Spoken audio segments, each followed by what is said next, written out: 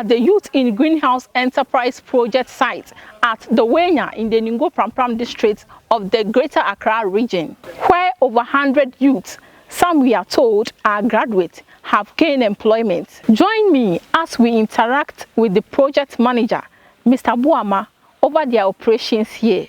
What's your name? My name is Emmanuel Boama Oche.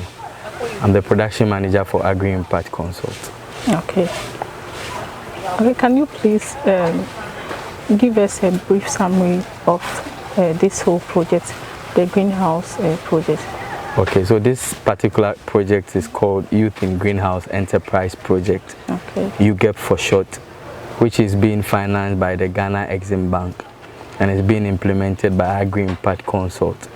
The phase one saw 100 greenhouses being constructed and situated in 6 regions of the country, including Ashanti, Eastern, Western, Central, and then the Volta region as well. The project seeks to cut down on the importation of certain crops, as well as create an avenue for graduate employment. Okay, so let's talk about the structure, this entire structure. Okay, so this greenhouse structure is a 640 square meter greenhouse. Its current value is around $30,000 for one. Okay. As compared to the normal or orthodox form of farming, if you are cultivating, say, tomatoes here, the yields that you can get here, which normally ranges from between 5 to 6 tons, someone on the open field will need at least 4 or 5 acres to get the same yield.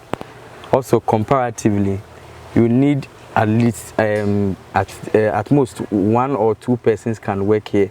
But as compared to 3 or 4 acres, you need a lot of people to work there. So that's a bit about the greenhouse structure. So how many are they? The structures at this site? Yeah, this whole. At this project, we are currently operating in 30, and then we are adding 70 more. We also have a shade net, and we also have a 5,000 square meter greenhouse. Okay. Yeah. Okay. So how long did it take you to put up this? One structure can take between 2 to 3 weeks, but they don't build it structure per structure. Sometimes 5 greenhouses, they mount all the poles together, and then they come to the next stage. So for if you are doing a cluster of 5, it can take you like 2 or 3 weeks, because some of the works are done in bulk. Yeah. Workers, how many are you here? Currently we have over 100 workers here. Okay. Working. Some are beneficiaries. The model of the project was such a way that people applied for the facility from the Ghana Exim Bank.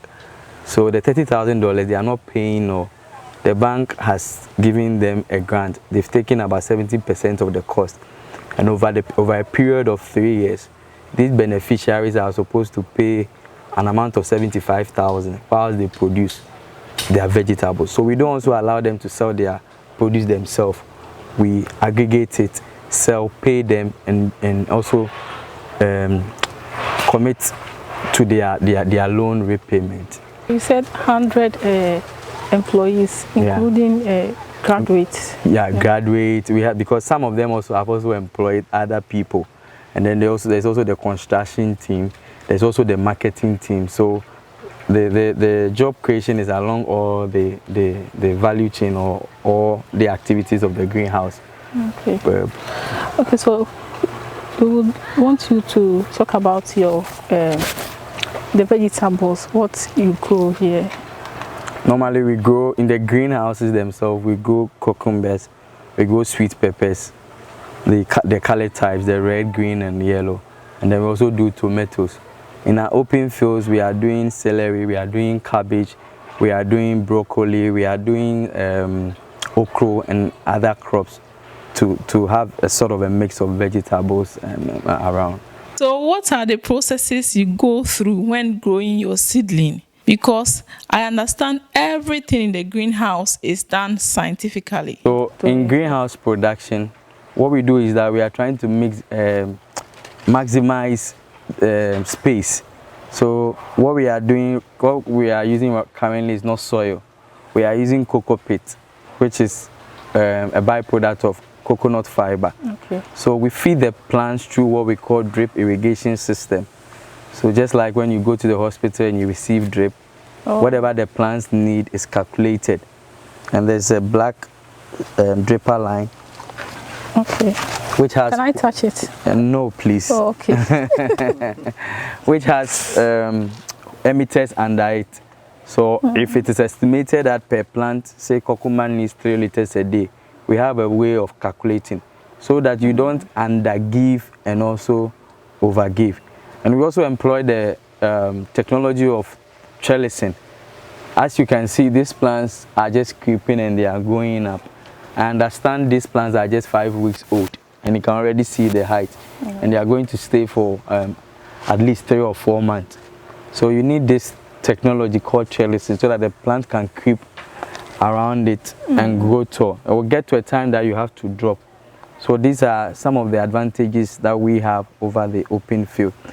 He did a harvest of almost 450 kilos today, and as you can already see, they are still fruit forming. If tomorrow he wants to even do 80 kilos or 100 kilos, I'm sure he will be able to do. And also the water system that we are using is also one that is of importance to us. So we use purification methods such as the UV treatment and also chlorination so that the plants get the quality and best of waters that it will need.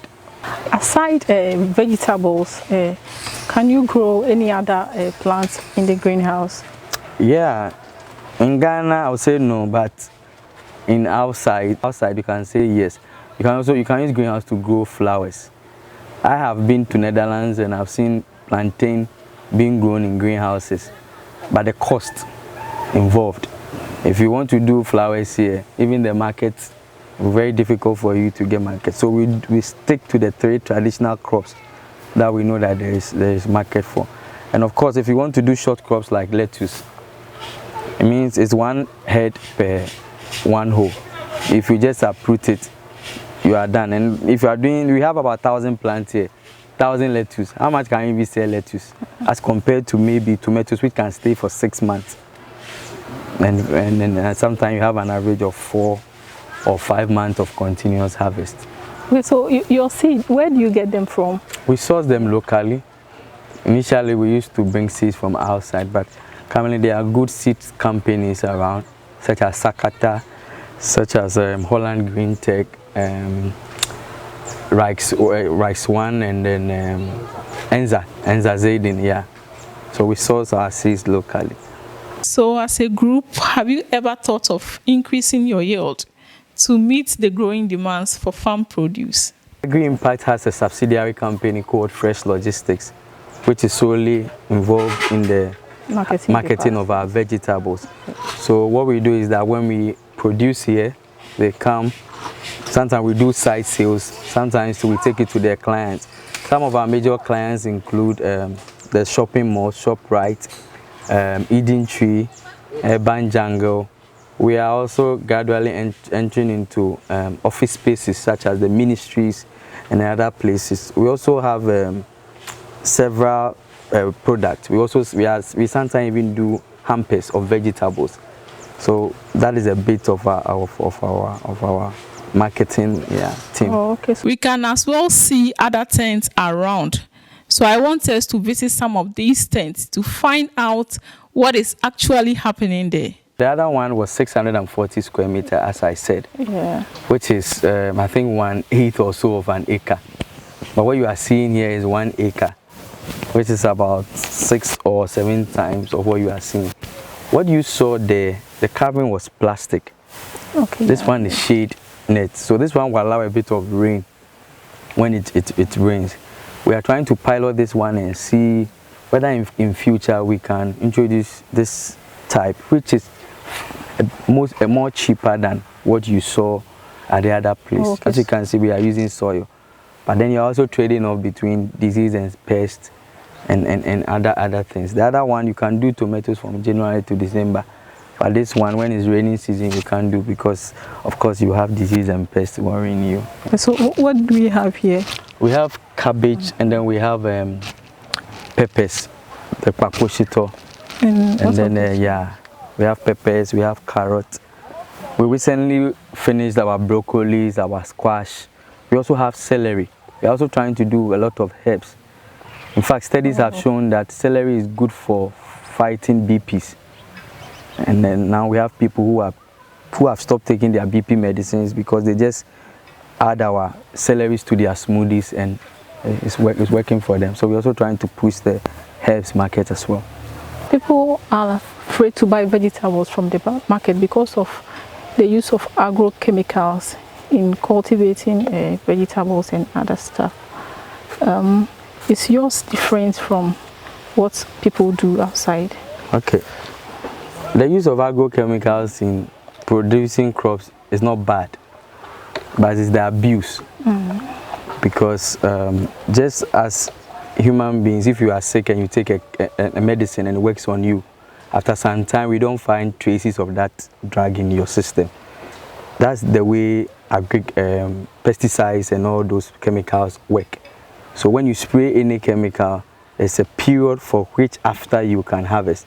What happens is that most farmers don't wait for that period.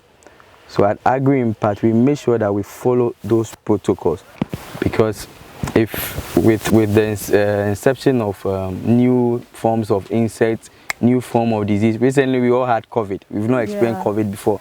We also have similar cases when it comes to cultivation of crops. So you cannot say that you stop using chemicals, but you have to use it well at the right time and at the right dosage. Yeah. Ghanadistricts TV also caught up with Prince Ofori-Boateng, who is the district agric officer, to find out what the government through the district assembly is doing to sustain greenhouse and other forms of farming in the area. With the benefits, you know, we are particularly in charge of farmers, and then the technology is involved. So what UGEP brings on board is to be able to help our youth, employ them, and then it's also able to train them in greenhouse production, and that is, for me, is a yeoman's job that they're doing. And also, have you been giving them support? Do you support them? Yeah, of course. Since we work with farmers, most of the time, when it comes to the technical support, we are also there to support them. Well, our work is not only about technical support, it's also about linking them to the right agencies to be able to improve their production. So this is basically what we also do to support UGEP. Okay, you know, most of the Ghanaian youth are running away from agriculture. And what advice would you give to those youth? Well, agric, just as we have all seen, we've now come to understand that agric is not that which we all thought of, that you have to carry a hoe and go to the field and start maybe hoeing an area and putting some seeds down. Agric is more than that. Agric, because of technology, is looking at a whole wide range of activities, putting them together. And when you look at the agricultural value chain, it gives so much opportunity. We have pre-production, we have production itself, and then we have post-production. So the pre-production is where you have people getting to have inputs that helps the production. And then, of course, with production, greenhouse production is just one of the few productions that you could look at. And then, of course, after production, we are looking at marketing, we are looking at value addition, we are looking at packaging and all those stuff until the produce or the product gets to the table of the consumer. So it offers a very wide range of opportunities for the youth. Idrisu Ali is a beneficiary of this modern means of farming, and he shared with us how this new system of farming has impacted his life. Yeah, I said a project is a project for the young people. Let's say those who completed senior high schools and they have passion for farming. Yeah, it is good for those who completed their school and they have passion for farming. So if they come here, it is a project that can help them to get more knowledge about agric. But especially what we do here, we do the vegetables. What we do tomatoes, cucumber, pepper, and many more. So it is a project that helps. When you start it, the first thing we do is that we nurse it. When we nurse it, some of them take like 3 weeks, some take 1 month before you transplant it. You understand? So when we start the project, what we'll start is that when we nurse it, after nursing it, we take care of it for about 4 weeks. And after the 4 weeks, we transplant it into the cocoa pit. That's where we do it. We bring it into the water tunnel it set and transplant it. When we transplant it, then we start giving the necessary nutrients for it to be able to grow and then give us the yield that we needed at the end of the day. Yeah. What advice would you give to your fellow colleagues out there? Okay, as a beneficiary, like it's good for the young people. When you come, then you learn a lot. You will learn a lot from it. It can help you to become an entrepreneur on your own. Yeah, I will advise young people to go into greenhouse farming. It is very, very prolific. So when you are serious, when you have the passion, it's not only that you should come into it. When you have the passion for it and you come into it, you will benefit. It will benefit you a lot. It has been an educative and interesting discussion about activities at this greenhouse site at Dowenya. Please join us again next time on this same channel for more. My name is Susanna Danso. Thanks for watching.